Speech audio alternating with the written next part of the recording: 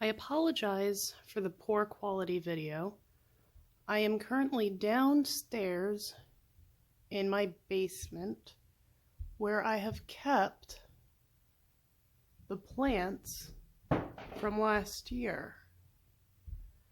As you can see, nothing is growing in the pots. And I've already covered why that is. But what you may be noticing is inside the pots, there's dried roses, coffee grinds, tea bags, carrot peels, pieces of vegetable, orange peels. And this is because instead of composting, I cover the top of my soil with organic matter. It acts like a mulch and it keeps the moisture in, but also it breaks down as you water the plant and works in a similar way to compost tea. Now the trick is when you have an actively growing plant, you want to cut the organic matter down to the smallest size pieces as possible. However, because these plants are not actively growing, I'm letting it be that the pieces are larger. Now, when I start to plant my garden, I will pull all of this off and take care of the size then. But until then, if you dig down, you can see that it's already starting to decompose in my basement. Now, this is a different method than composting, as I'm not actually composting the material before adding it to my plants. And the fact that it's on top of the soil instead of in the soil means it's not robbing the plant of nitrogen. And this is a great method if you are not able to compost because of where you live or because you don't have enough organic matter to turn into compost. Simply what I do is I take a bowl, just a basic kitchen mixing bowl, and I leave it in my kitchen. And I put the organic matter into it. And lately, it's mostly been coffee grinds. When it gets full, I bring it down here and I sprinkle it evenly amongst the pots. Now, my hope is to have enough so that when I actually plant my garden, I could spread it to the new pots that I will be having as well. So let me add this in and I will be right back. Okay, so as the season progresses and I actually start planting my plants in their permanent pots and using this organic matter for its correct purpose, I will explain what each item gives your plant in return.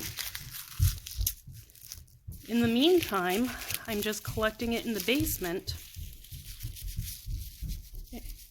in order to have enough for when the season starts. So this is not the finished product, it's just how I store my organic materials over the winter and during the non-growing season time. Thank you all for tuning into my video, and I will give you an update as to how my garden is growing upstairs.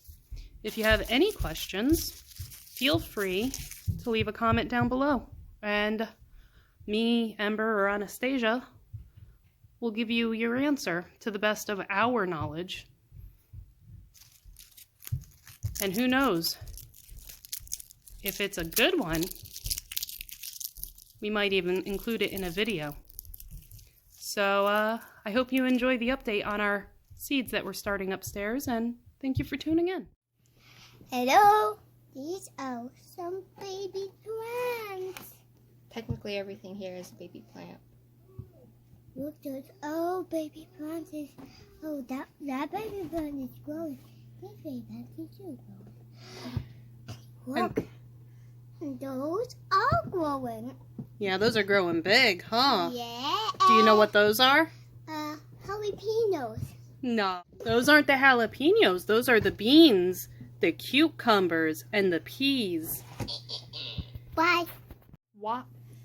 Do you remember why we transplanted these, baby? Because we're that's To away. give to people? Because there were too many in the cup? And And- when it's my birthday and my grandma's birthday, these will be the birthday presents. Yes, they are presents, but not birthday presents. No, it will be birthday presents. Wow. And no turkey. I just them a big. Show everybody. Okay, let's see what Ember has to say about the garden. Sorry for not being in a lot of Oh, videos. yeah. I've been busy with schoolwork. Sorry guys, I haven't been in videos. I've been busy with schoolwork, and the garden is going pretty well. I actually planted only one plant here, and I messed up on it. I put tomatoes that my grandma gave me, and apparently I dropped one into the other seeds. So yeah. Pull it. No, we're not going to pull it. Bigger before we could pull it. Can I touch the cups? You want to show them the cups? We have a stack of cups. These old cups What are these cups for? for planting. Little transplanting. Yeah. Can I hold on? Are none of my mom's experiments have been. Oh, those are sunflowers. The seeds are like 3 years old. But I did have one sunflower come up. Yeah. Anna, do you remember what we planted here? Hungarian. Jalapenos. Peppers. Pepper. Okay, do you remember how we planted them? Pepperoni. We buy them. How did we plant them?